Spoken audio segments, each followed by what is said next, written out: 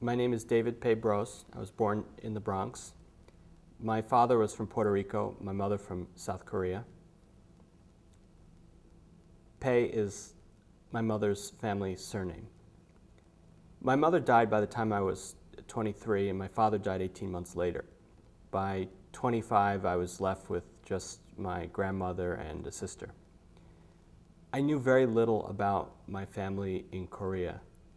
I remember looking at black and white photographs for hours on end and just wondering, asking myself questions about what my mother's life might have been like before she came to the United States. She was in her 30s at the time, so I knew that there was a whole life before the one she lived here.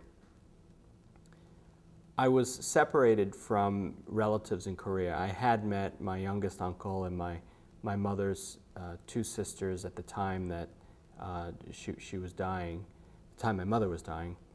And, but because of the language barrier, it was very difficult for me to keep in contact. I remember once one of my aunts phoned, and she could speak only Korean and I could speak only English. I knew it was my aunt,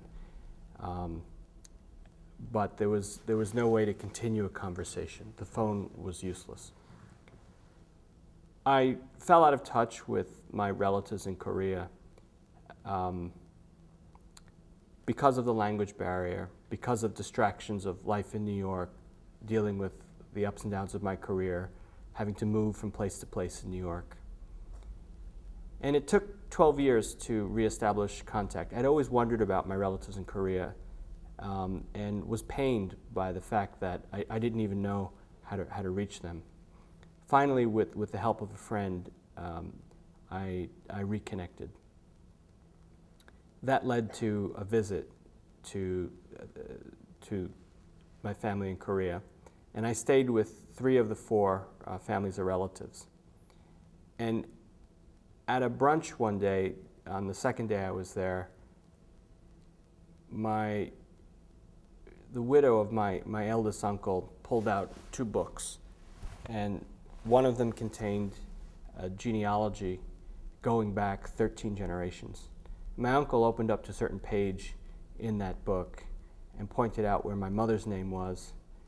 He pointed out the names of my grandparents and great-grandparents. I'd never even known their names. And then he pointed to my name, and my eyes grew really wide. I was completely taken aback by that. And the thought occurred to me at the time that even though I had lost track of my relatives, in one sense they'd never lost track of me. The next day my uncle drove me down to the town that my mother was born in, a town called Seongju, way down south, 5 hours south of Seoul. One of the few places that didn't see any combat during the Korean War.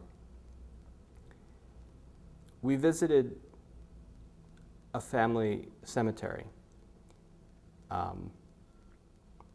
My uncle had a few years before, consolidated some family grave plots and on the side of a hill.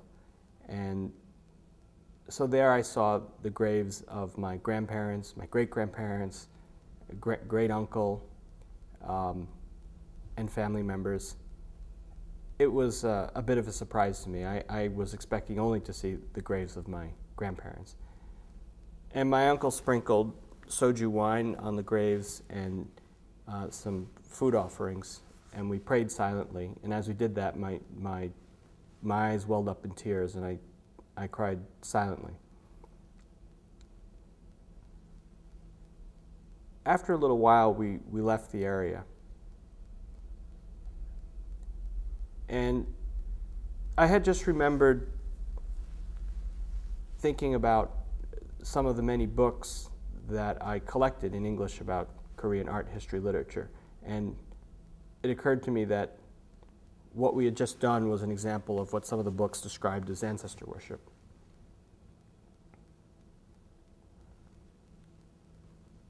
And so I prayed to my ancestors, and I didn't realize that they would answer back.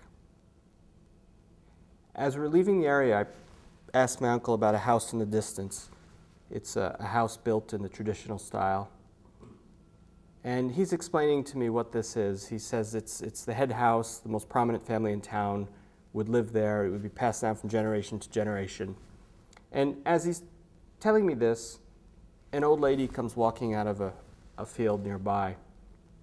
And she starts talking to my uncle. I don't really understand what's being said. Then my uncle turns to me and says that this old lady remembers my mother, that she had a dream a couple months before, and she saw my mother in the dream, and she knew someone would be visiting from America. I didn't know what to make of that. Turns out the old lady was married to a cousin of mine, someone with the same family surname. And so we're invited back to her house nearby. It's an old house, beaten up, built in the traditional style. And I meet her husband. We approach the wooden porch, and then my uncle says to me, "You bow." And I said, "What?" He says, "You bow." And then the cousin of mine explains to me, well, the people here are very traditional, and it's expected that a younger relative should bow to the older one. And you do that by getting on your knees on the porch and touching your forehead to the ground. I was astonished. I'd never done that before in my life. So I started that. I started bowing once, and then bowing again. And then my uncle says, no, wait. My cousin explains, oh, you bow once to the elder relatives, you bow twice to the dead. It was a forgivable accident. They understood I wasn't from Korea. Turns out the old lady and her husband are caretakers for the old house that originally caught my attention. So they gave us a tour of it. So next to the house was another structure with a wall around it, and the old lady opens the doors, and there's a wooden table with candles and something to hold incense, and then there's a portrait, and it's a portrait of an old man. And then my uncle says to me, "You bowed twice." And again, I was astonished, and I felt a bit dizzy. I bowed twice. And twice is to the dead ancestor. And this was the ancestor who had founded the family branch 13 generations ago.